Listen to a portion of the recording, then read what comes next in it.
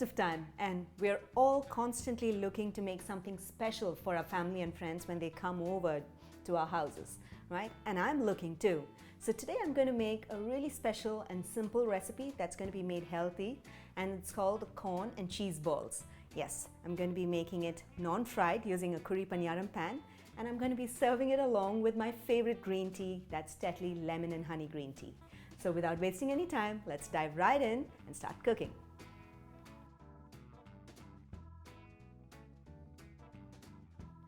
So now to start making our corn and cheese balls, I have with me some mashed potatoes that I've already boiled it nice and soft and mashed it up really well when it was warm.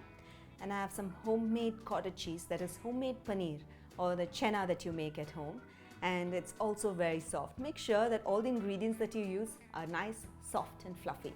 Okay, and I have some freshly steamed corn as well that I'll be using directly into the corn, not to break any texture, but we get the bite of corn when we actually eat the corn and cheese balls. So now to start making, I'm going to, into my large mixing bowl, I'm going to add in the mashed potatoes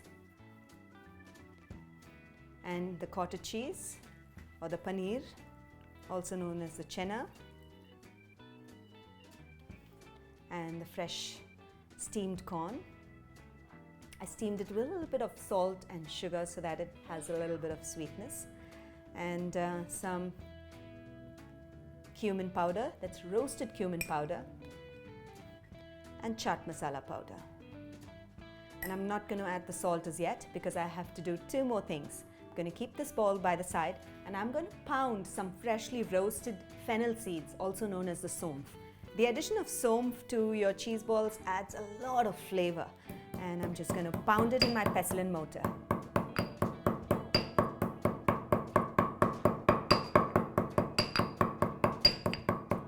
You don't want it to be too powdery, but just a little bit coarse, just like this, right? And I'm going to bring it back to the center and add in the freshly pounded fennel seeds. And last but not the least is our herbs.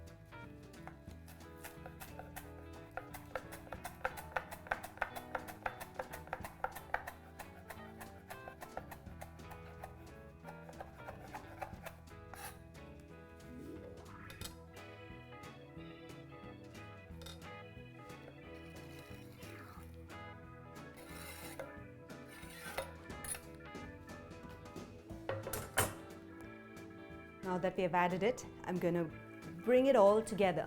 Just remember, I haven't added the salt because the chaat masala has some salt, and I'm going to mix it all up together, check the salt level, and then add the salt that is required. It smells wonderful already. I just love how it's turning out. Fantastic. So now that it's all mixed up well, I'm going to give it a quick taste. It does need some salt, quite a bit, and I think it can do with some more cumin powder as well. So this is how you adjust the taste of your cheese balls, and and the spices, adjust it along the way to suit your taste, and then mix it up. I haven't added the green chilies because at home we like it non-spicy. So you could add some chopped green chilies as well as red chili powder to spike up your cheese ball.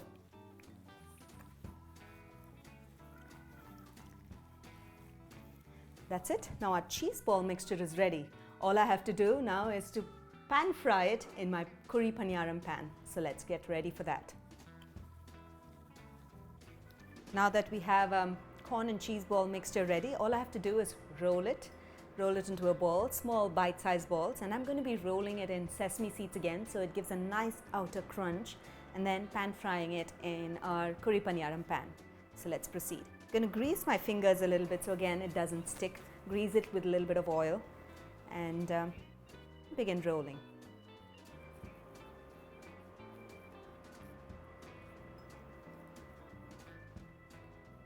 Once you've rolled it, toss it in sesame seeds. Perfect.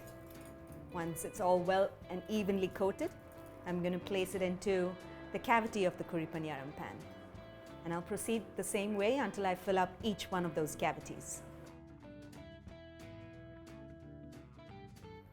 So now that we have put all the funny corn and cheese balls into the cavities, I'm going to drizzle a little bit of oil into each one of them. Don't need too much, we just want them to brown and crisp on the outside. And the oil is essentially an enabler for it to do that. It gives it a good outer crust. Make sure that you keep flipping and turning it occasionally so that it gets browned evenly. And once all the sides are nice and browned, we'll be ready to take it out of the pan and serve it.